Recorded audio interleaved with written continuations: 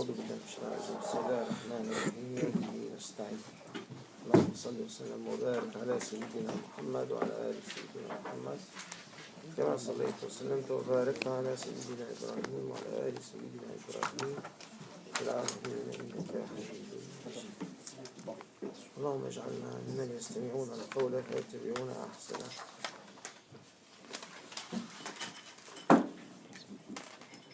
En application directe à ce qu'on a dit hier, on va commencer par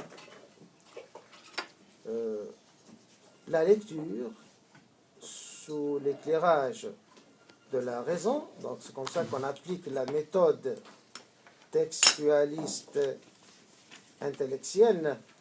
Donc on va lire un texte sous l'éclairage de l'intellect, qui s'appelle aussi entendement et qui s'appelle aussi communément raison.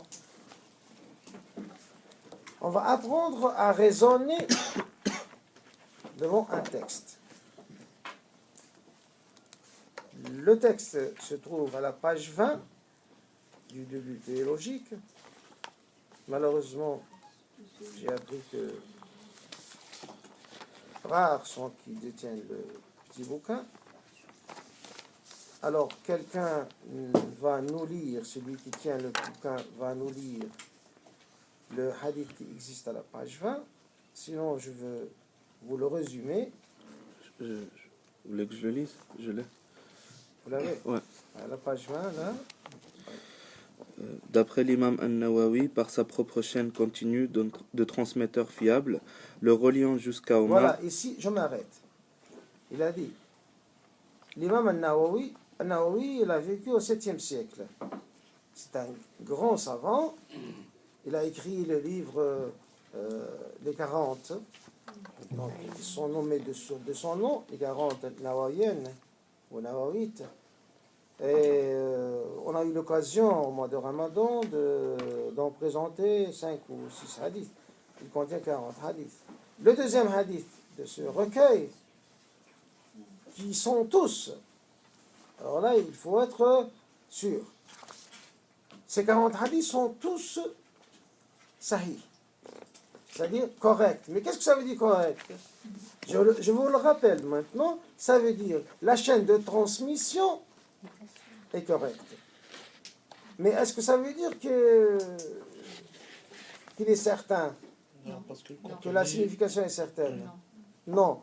Donc, de prime abord, on ne peut pas dire que ce qu'il va nous signifier est certain. Donc, on va le lire attentivement. Regardez bien son propre contexte, parce que ce hadith-là, il contient un peu le contexte. Et le contexte général, qui est le Coran, tout ça se fait sous le commandement de qui? Bien sûr, de la raison qui applique les deux méthodes, ou bien la méthode déductive qu'on a expliquée hier sous l'appellation syllogisme, ou bien la méthode inductive qu'on a expliquée avant-hier quand on parle des cas particuliers vers le cas général. Donc, la raison utilise essentiellement ces deux instruments. Il y en a d'autres, bien sûr. On en citera lorsqu'on y arrive. Mais essentiellement, la raison utilise ces deux instruments logiques pour analyser les textes. Et pour cela, on nomme notre méthode une méthode textualiste intellectuelle. Nususiyya aqliyya. Pas seulement textualiste. Allez-y.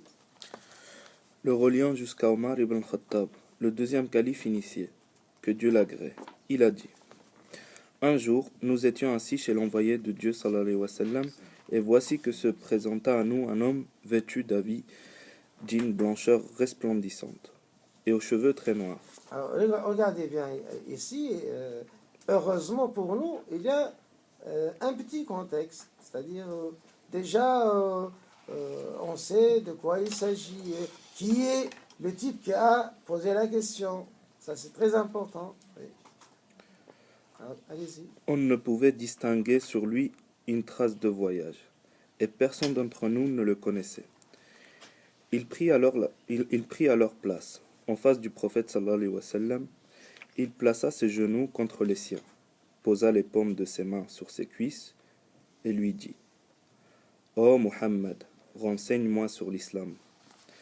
L'envoyé de Dieu sallallahu alayhi wa sallam dit: L'islam consiste à témoigner qu'il n'y a d'autre divinité que Dieu, et que Muhammad est son envoyé.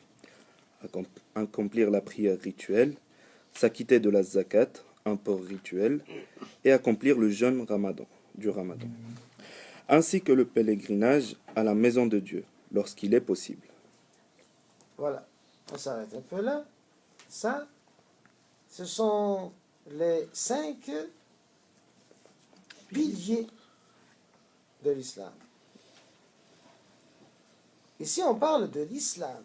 Faites attention, la question, donc, était quel est l'islam? Mais on va voir par la suite. Est-ce que c'est fini? C'est terminé? Quelqu'un qui est musulman n'a rien plus à apprendre. Pour être musulman, il suffit de ça. Mais pour être croyant, il faut autre chose. C'est ça ce qu'il faut comprendre. Aujourd'hui, donc, à partir de ce texte, on veut connaître la différence entre l'islam, être musulman, et être croyant, et être bon croyant. Il y a 3 étapes, 3 phases, et l'islam en est la première. Alors, qu'est-ce qu'il y a dans cette première phase? Cette première phase, il y a des actes. Dieu ne regarde que les actes. Parce que ce qu'on demande en première étape, c'est une appartenance sociale. Attention, il ne s'agit pas d'une foi ici. Il s'agit d'une appartenance sociale. Par exemple, le premier pilier, il n'a pas dit l'islam, c'est de croire en Dieu et en son messager. Non, il a dit, c'est le témoignage de foi. Alors il faut bien faire la différence entre croire et témoigner. Le témoignage des foi, qui est nécessaire pour appartenir à la communauté musulmane, c'est un acte qu'on fait. On dit, je témoigne qu'il n'y a nul Dieu que Dieu, avec des majuscules, et que Muhammad, sallallahu alayhi wa sallam, est bien le messager de Dieu. Non, j'en témoigne. Ce témoignage-là, il me procure le statut de croyant. Encore une fois, je vous invite à bien regarder ça. Je dis bien le statut de croyant. Il ne me procure pas la foi. Il me procure le statut de croyant. Mais le statut de croyant auprès de qui? Auprès de Dieu? Ou bien auprès de la société? Auprès de la société. Auprès de la société. Donc c'est un acte d'appartenance sociale. Ce n'est pas un acte de foi. Même le témoignage de foi est un acte d'appartenance sociale. Alors, a fortiori, à plus forte raison, les autres piliers qui sont clairement des actes concrets qu'on doit exécuter concrètement, peu importe, on y croyant ou non. Parce que on ne peut pas avoir une société de musulmans sans que les individus se soumettent à ces obligations sociales.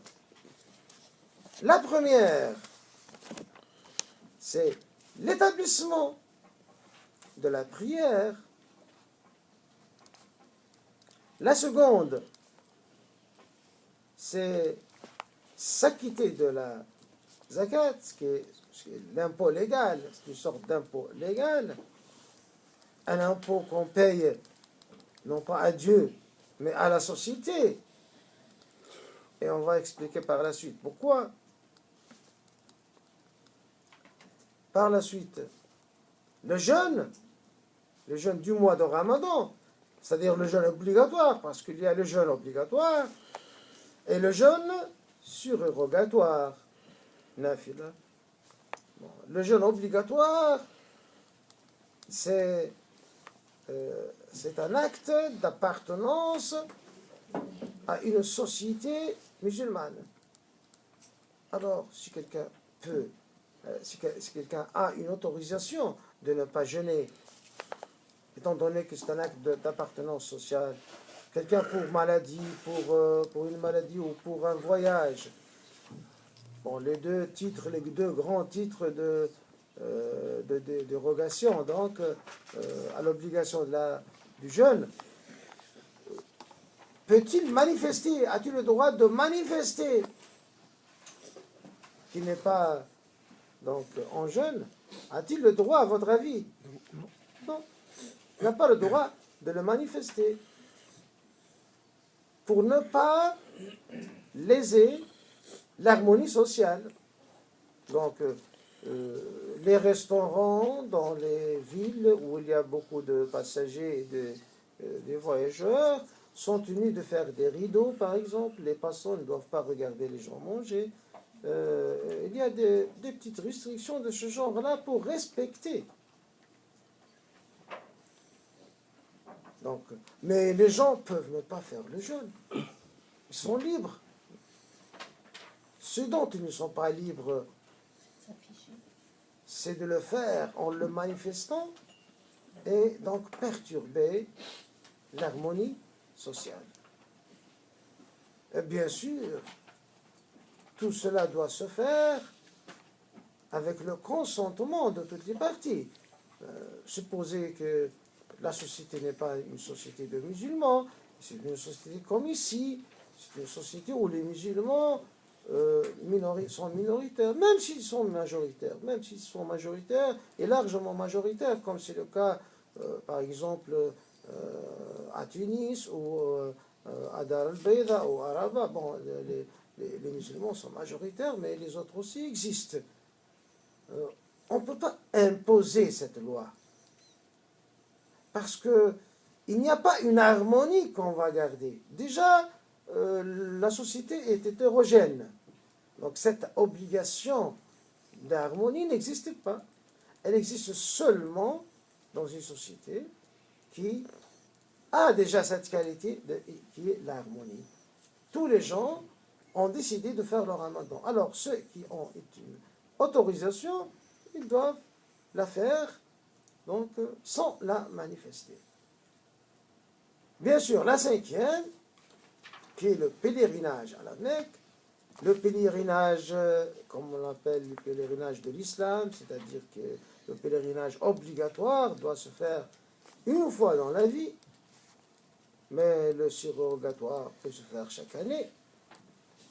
Et, encore une fois, il n'est obligatoire que pour celui qui le peut, sans gêne.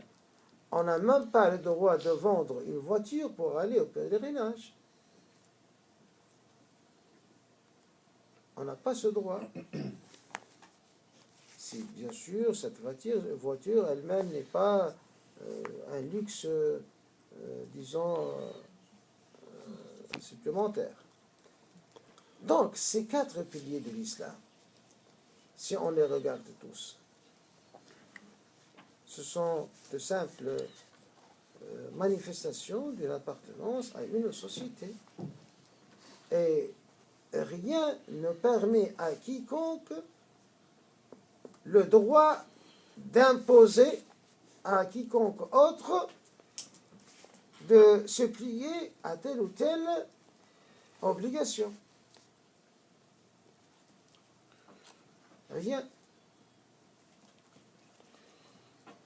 Quelqu'un qui veut appartenir à la société, il fait ça. Celui qui ne veut pas appartenir à la société des musulmans peut ne pas le faire. D'où vient alors cette application autoritaire qu'on voit dans certains pays, on ferme les boutiques à l'heure de la prière et on oblige les gens à aller faire la prière. D'où vient ça? Ça vient d'une compréhension abusive du texte. Parce que le texte, qu'est-ce qu'il dit? L'islam est construit sur 5 piliers. C'est-à-dire l'appartenance de chaque individu à l'islam est acquise par la soumission à ces 5 obligations. Mais il n'a pas dit que l'établissement de ces 5 donc, obligations dans une société est obligatoire. Le texte n'a pas dit ça. Donc, on peut, par une lecture abusive, comprendre beaucoup d'autres choses qui ne sont pas signifiées ni directement d'ailleurs, ni même indirectement par le texte. Le texte est directement donc une définition de l'appartenance à l'islam. Voilà. Et la définition de l'appartenance ne signifie en aucun cas une obligation de généraliser cette appartenance. Alors, ça c'est pour le premier pilier. Oui. Si j'ai bien compris, donc on peut être musulman sans être croyant. Bien sûr, bien sûr. Parce que vous voyez, ces 5 piliers-là, ce sont des manifestations. Même la foi, un témoignage de foi. Bon, il dit ça. Alors, dans son cœur, quiconque veut croire, quiconque peut ne pas croire. Ça, c'est son affaire. D'ailleurs, l'Inquisition est une hérésie. L'Inquisition en elle-même, c'est-à-dire le fait de faire des enquêtes sur la foi des gens, c'est une hérésie. Je vous raconte là une anecdote qui son auteur était le célèbre imam Bukhari, qui a écrit le célèbre livre de Sahih. Quelqu'un est venu à cause des calomnies. Donc, chaque personnage illustre est calomnié. Donc, à cause d'une calomnie, quelqu'un est venu à l'imam Bukhari pour le tester en matière de foi. Il lui a posé des questions à propos de sa doctrine et principalement, parce qu'à cette époque-là, on parle beaucoup du Coran, est-ce qu'il est créé ou non, est-ce qu'il est une créature de Dieu ou non. Alors on parlait beaucoup de ça. Il lui a demandé, que penses-tu du Coran et tout ça. Bon, il lui a dit, tiens, moi je vais te répondre. Il lui a répondu, mais sache, après ça il lui a dit, mais sache que l'inquisition ou l'interrogation à propos de la foi est une hérésie. أعلم أن الاختبار بدعة. Parce que l'islam, quand il était venu, il a montré la voie à tout un chacun, à tout le monde. Il leur a dit, allez là où vous voulez. Il a interdit aux gens d'espionner les uns les autres. Donc, parmi les rares ordres stricts qui concernent le comportement, cette règle principale, وَلَا تَجَسَّسُوا, n'espionnez pas les uns les autres. L'interdiction de l'espionnage. Pourquoi? Il est interdit d'espionner son voisin, d'espionner même son fils, d'espionner sa femme, ou la femme son mari. C'est un interdit formel. Et pourquoi? Parce que la liberté individuelle de conviction est garantie par la religion de Dieu. Dieu, subhanahu wa ta'ala, veut laisser à l'homme son plein droit à la décision en ce qui concerne le problème le plus important de sa vie, qui est celui de la foi, et donc, à plus forte raison, les autres problèmes moins importants. C'est pour cela que l'imam Bukhari a dit l'inquisition est une hérésie, ou l'interrogation même, pure et simple, est une hérésie. Donc, le témoignage de foi n'implique pas forcément avoir la foi, et ne doit pas l'impliquer. C'est pour cela qu'on ne doit pas conjurer quelqu'un. Quand quelqu'un veut entrer en islam, on ne dit pas « jure que tu crois en Dieu ». Non. Non. Il suffit de dire « je témoigne que Dieu, nul Dieu que Dieu, et le prophète Mohammed sallallahu alayhi wa sallam, le prophète de Dieu, l'envoyé de Dieu ». C'est ça. Il ne doit même pas jurer. Alors pour témoigner à propos d'une tomate ou d'une pomme de terre, il doit jurer devant le juge. C'est un peu bizarre, non? C'est pas bizarre du tout, hein? Bah, en fait, le truc, c'est que être musulman au sein de la société, est-ce que c'est être musulman, entre guillemets, aux yeux de Dieu? Puisque finalement, ce sont que des gestes alors. Oui. Mais ce sont des gestes qui impliquent une reconnaissance de la part de la société, mais est-ce que ça implique la reconnaissance de la part de Dieu? Mais c'est ça l'important, parce que on fait un pas déjà pour appartenir à une société musulmane. Voilà, le pas est franchi. Le second pas, c'est avoir la foi. Parce que l'appartenance à une société musulmane est censée aider l'individu. Elle est censée l'aider à avoir la foi. Quand quelqu'un vient ici, ça arrive toutes les semaines, je crois, quelqu'un arrive ici, à cette mosquée, pour, se convertir à l'islam. Généralement, il vient ici après avoir fait une recherche. Donc, il est déjà convaincu, généralement. Mais a-t-on le droit de le tester? Non. Non, on n'a pas le droit de le tester. Parce que le geste même du témoignage de foi n'implique qu'une appartenance qui demeure toujours le droit de tout individu sur terre. On n'a pas le droit de refuser cette appartenance à quelque individu que ce soit. Il veut devenir des nôtres. On doit lui ouvrir nos bras et lui dire « Viens, tu es des nôtres. » Mais alors on va t'aider, si tu veux, à avancer. Mais on n'a pas le droit de le refuser catégoriquement comme ça, parce que, il nous paraît qu'il n'est pas sincère. Ce n'est pas notre rôle. Donc, la deuxième phase, quelle est la phase la plus importante, c'est avec ça qu'on évolue. Et on veut avoir la foi.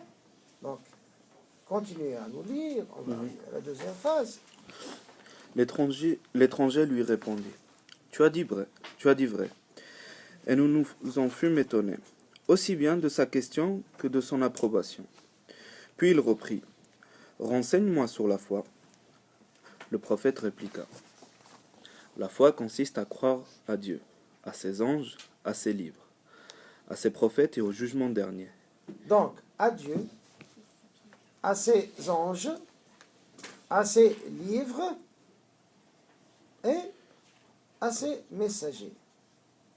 Et au jugement dernier. aussi que le destin il soit bon ou mauvais. Qadar Le khayr. destin. Oui, on va y arriver.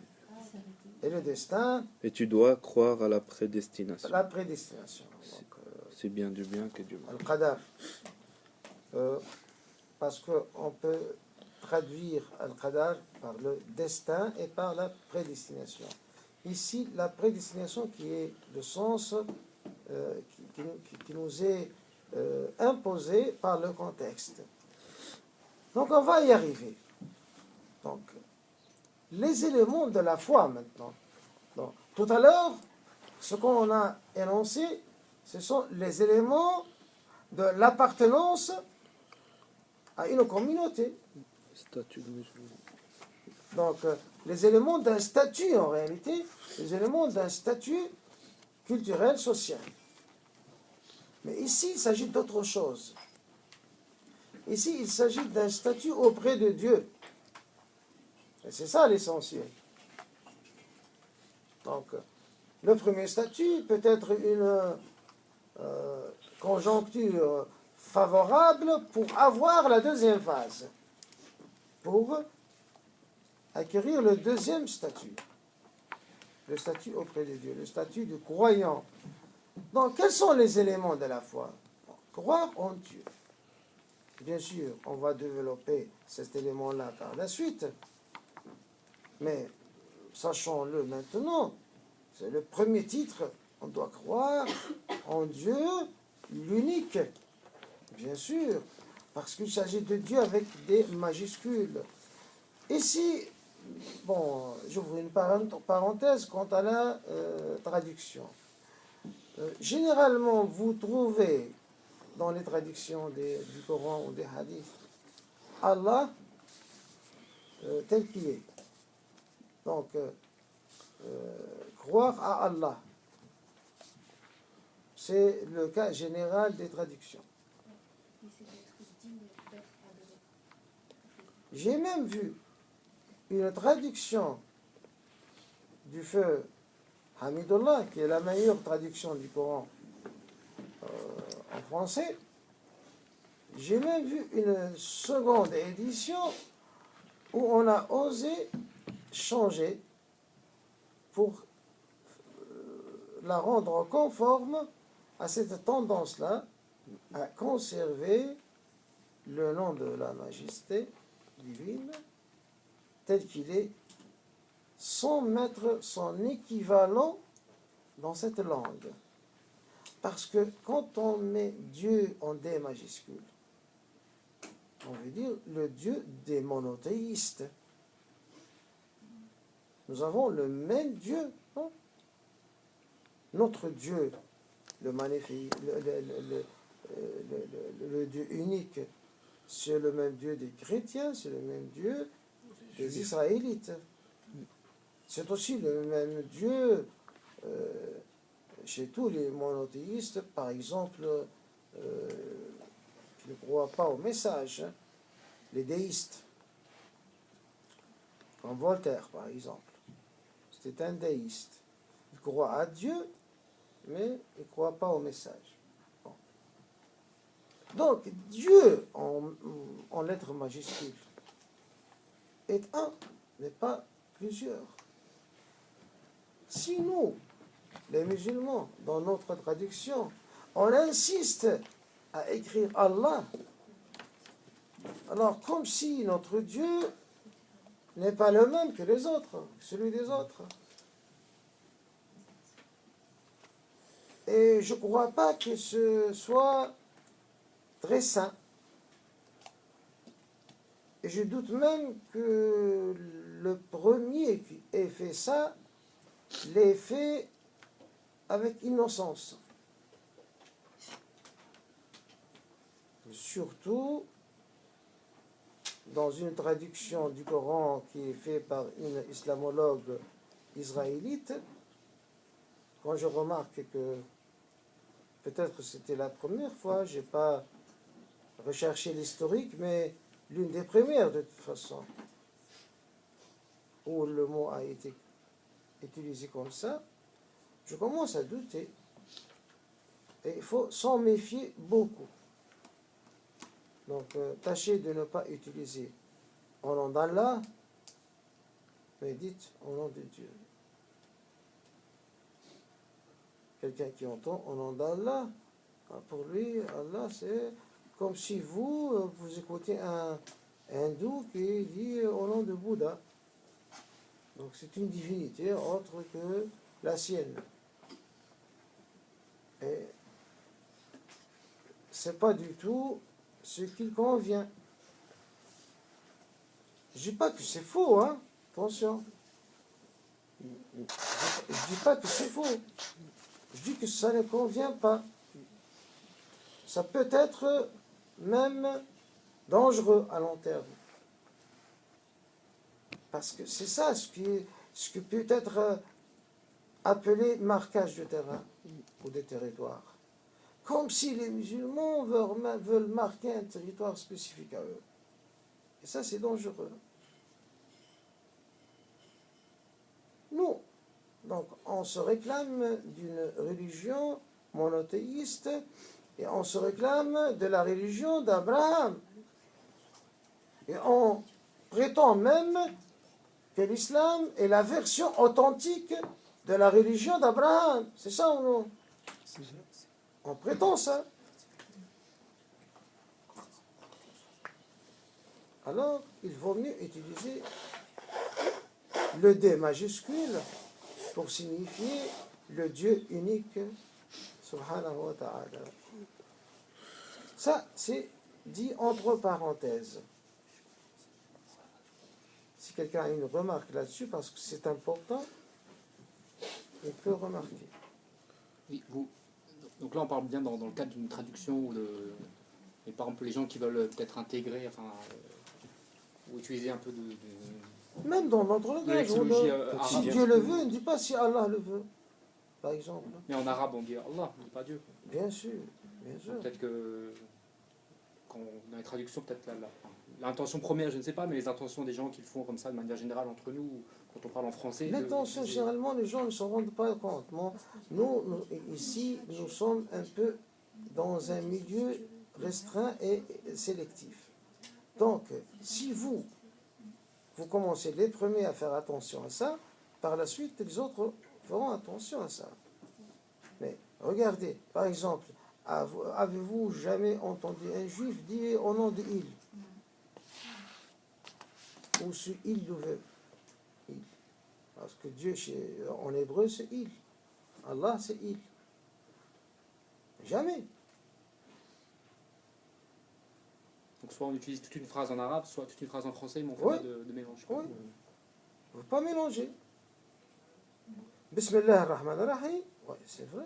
Au nom de Dieu, le très miséricordieux, le tout miséricordieux. Pas au nom d'Allah. Au nom d'Allah. Donc, Inch'Allah, c'est Dieu le veut. Inch'Allah, c'est devenu français, là. C'est francisé, là. On a de la chance, quand même. On peut dire Inch'Allah, comme ça. J'ai vu tout le monde dire Inch'Allah, même des gens qui ne croient pas à Dieu.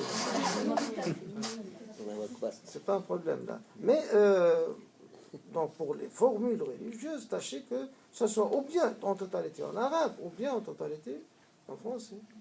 On essaie de ne pas mélanger. C'est très dangereux de faire introduire des mots comme ça, parce que l'interprétation chez les autres parties peut bien être très négative. Ils disent, oh, tiens, regarde comment ils font. Ils veulent marquer un territoire distinct et tout ça. C'est pas bien. J'ai une question. Oui. Mais par exemple, on parle à quelqu'un qui n'est pas dans la religion religion. Euh, On- Malheureusement, j'arrive pas à saisir ce que vous dites parce que vous êtes très loin. Alors articulez plus fort. Quand on parle avec quelqu'un qui n'est pas dans la religion et qu'on veut lui donner certaines références du Coran, est-ce qu'on peut utiliser des mots en arabe et après lui faire savoir ce que ça veut dire en français pour lui faire comprendre ce que ça veut dire en arabe? Ou bien il faut utiliser que des mots français? Ça dépend de la personne. Ça dépend toujours de l'interlocuteur. Il faut choisir le meilleur chemin. Toujours. Il n'y a pas une règle générale. La règle générale, c'est qu'il faut être efficace. C'est l'efficacité. Alors tu regardes sur ton interlocuteur, comment lui faire parvenir donc l'élément de connaissance qu'il lui faut. Et la meilleure voie s'impose. Bon, on continue. Oui, vous avez une question? On continue. Donc, le premier élément, c'est croire en Dieu. On va y revenir, hein, parce qu'on ne peut pas passer en quelques minutes. Le second élément, les anges de Dieu.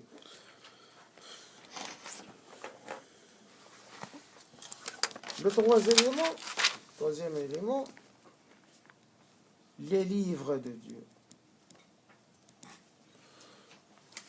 Regardez. Les anges de Dieu sont interposés entre Dieu et ses livres. Les anges de Dieu, c'est quoi? Ce sont des êtres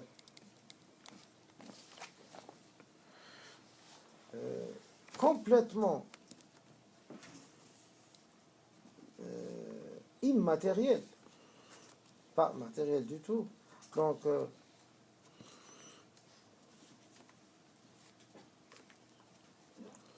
ce ne sont pas des créatures, mais ce sont des ordres. Dieu, subhanahu wa ta'ala, dans le Saint-Coran, il dit وَلَهُ الْخَلْقُ وَلَهُ الْأَمْرُ. C'est à lui la création, al-khalq, et c'est à lui l'ordre, l'amr. Qu'est-ce que ça veut dire? Un ange, c'est un ordre.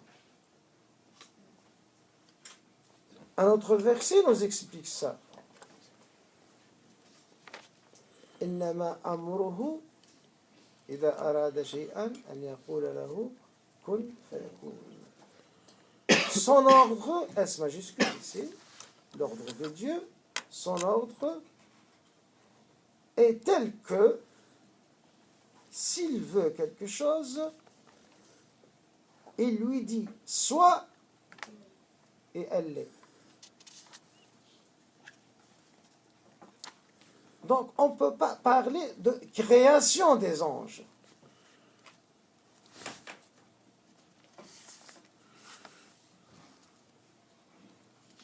Et si on est obligé, par l'étroitesse du vocabulaire, sachez que c'est une utilisation d'un terme d'une façon métaphorique, c'est de la métaphore. En réalité, Dieu crée ce qui est matériel.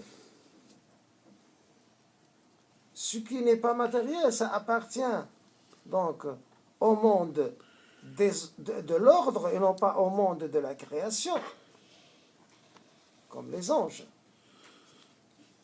Et ils sont donc mis en existence, je ne veux pas être créés. Et ils sont mis en existence par un ordre strict, en un mot, kun. Kun, en arabe, c'est l'impératif de kana, le verbe être. Donc, l'impératif de être, c'est quoi? Soit. Voilà. Dieu a lui la transcendance. Il suffit qu'il dit soit, l'ange vient en existence. Existe. Donc c'est un autre monde. C'est pour cela quand on fait louange à Dieu, on dit louange à Dieu, Seigneur du monde ou des mondes. Des mondes. Rabb al-Alamin.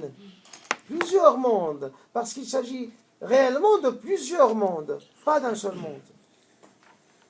Tout le monde là, qu'on connaît, qu'on étudie, et peut-être qu'on pourra un jour analyser coin par coin, ce qu'on appelle l'univers, avec tous ces galaxies, tout ça.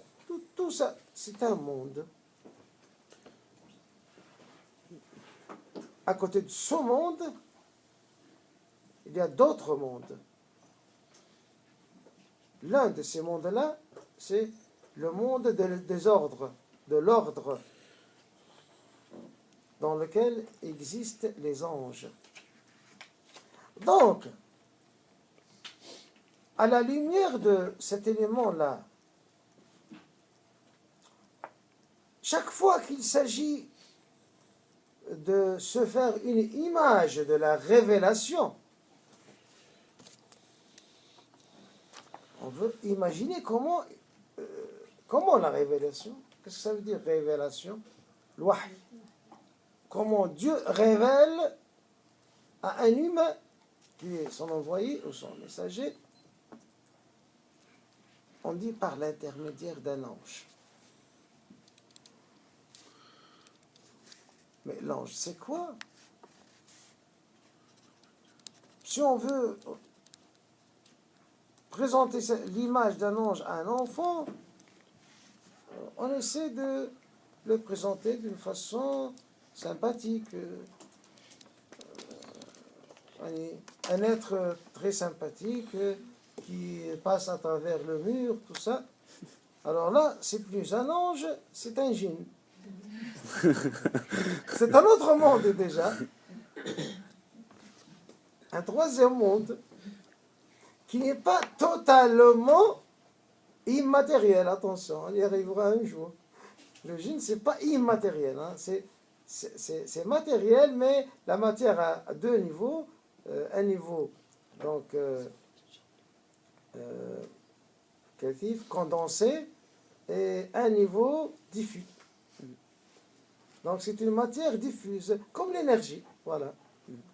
Donc l'énergie, c'est quoi? C'est une matière ou non? On dit que la matière, c'est de l'énergie. Non solide.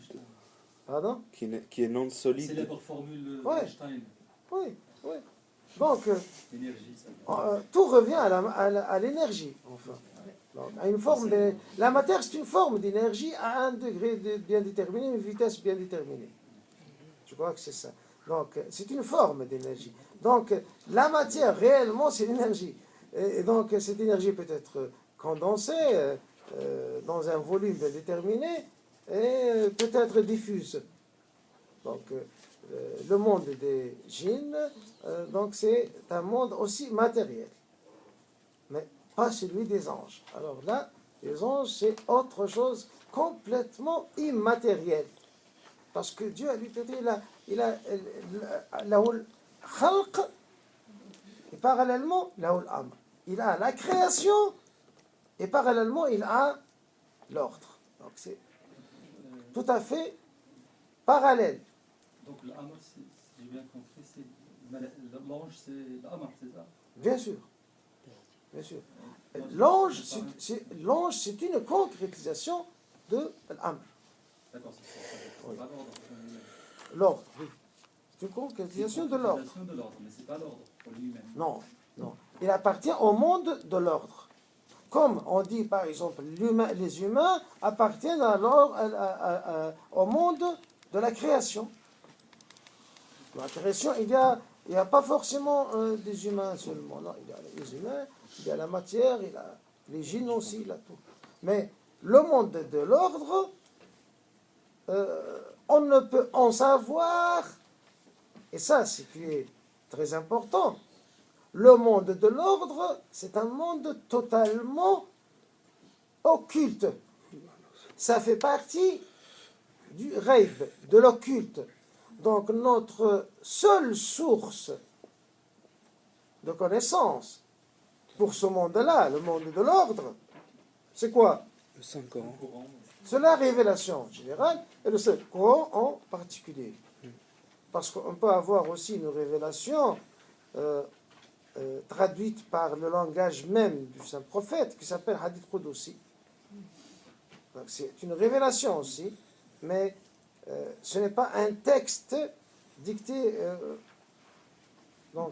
d'une façon claire et nette, donc qui est le Coran. Tout ça, c'est de la révélation. Dieu a lui pureté, il a dit il ne prononce rien que ce soit de par sa passion.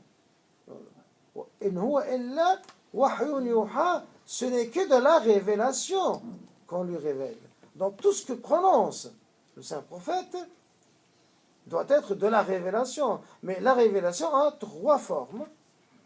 Donc le Coran, les hadiths Qudusi, donc si on traduit ça, donc la tradition sainte, c'est-à-dire d'essence complètement dictée par Dieu, mais exprimée par donc un langage propre au saint prophète. Et la troisième, c'est la tradition prophétique elle-même, dont les paroles et les sens, donc tous les deux, ont été travaillés par le saint prophète, bien sûr, pour nous refléter l'un des objectifs du Créateur. Donc, rien de ce que prononce le prophète n'est en dehors de la révélation. Donc, excusez-moi juste. Oui. Donc les anges appartiennent au monde de l'ordre. Oui. Mais aussi dans le Coran, on trouve une approche, on peut dire matérialiste des anges, en utilisant le mot des ailes. Oui. Maintenant, c'est là. Oui, oui. Oui. Donc, Écoutez, on peut renverser le schéma aussi. Nous, on doit comprendre les versets coraniques dans leur contexte, qui est aussi coranique. Donc, on n'a pas le droit de comprendre le mot janah, ça veut dire elle,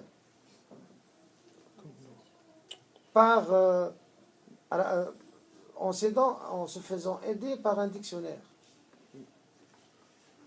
Donc, on doit le comprendre à l'aide d'autres versets.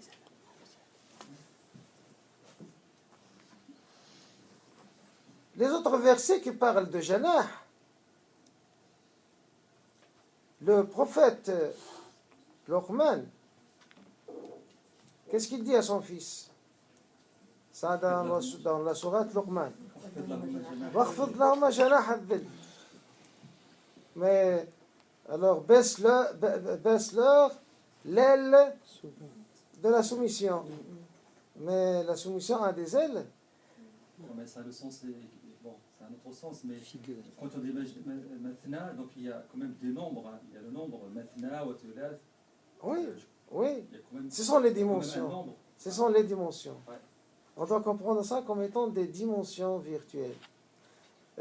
Plutôt des prérogatives.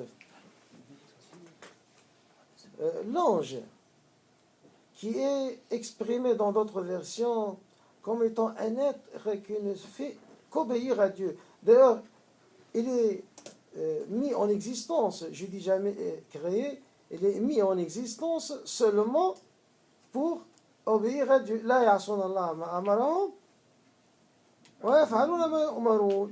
C'est-à-dire, je traduis, Ils ne désobéissent jamais à Dieu tant qu'il leur ordonne. Et ne font, et font ce qu'il leur demande. C'est ça. Donc, les anges, ce sont les exécutants directs de la volonté divine. Ce sont les exécutants directs. Alors, quand on imagine qu'une volonté divine veut s'adresser à la fois dans plusieurs directions, par exemple, pour nous faire représenter ce fait-là, il nous a dit, attention, les anges peuvent avoir des ailes, mathna, c'est-à-dire non pas deux, mathna, c'est-à-dire en paire, ou en trio. Par exemple, on peut imaginer 2 dimensions, 3 dimensions, ou un multiple de couple ou un multiple de trio. Mais de toute façon, on doit imaginer quelque chose d'immatériel, mais pas des ailes. Alors, ce qui existe dans nos têtes, réellement, ce sont des images qu'on trouve dans les églises. Les ailes de poulet. 50 minutes, hein? Oui. C'est une conception ecclésiastique du monde et des anges. Malheureusement, quand on parle de l'ange, on a tout de suite cette image. Voilà. Parce qu'on l'a vu. Ouais. Et on dessine même un petit enfant tout nu avec 2 ailes. Ouais. La question sur l'idée que les anges sont les exécutants directs des ordres de Dieu. Ouais. Qu'en est-il alors lorsque les anges vont interroger Dieu lorsqu'il créa Adam? C'est là, je comprends pas forcément si c'est les exécutants directs, pourquoi ont-ils interrogé ou ont douté lorsque Dieu a créé Adam? Non, ils n'ont pas douté. Je vais vous expliquer ça, bien que, bon, on arrête le premier, on commence par votre question. Donc, plus que la 3e séance, donc c'est une séance de questions, on va commencer par votre. Donc, je m'en excuse parce que vous venez de me dire que le temps est terminé. وصلى الله على سيدنا محمد وآله وصحبه أجمعين وآخر دعوانا الحمد لله رب العالمين وصلى الله على محمد وآله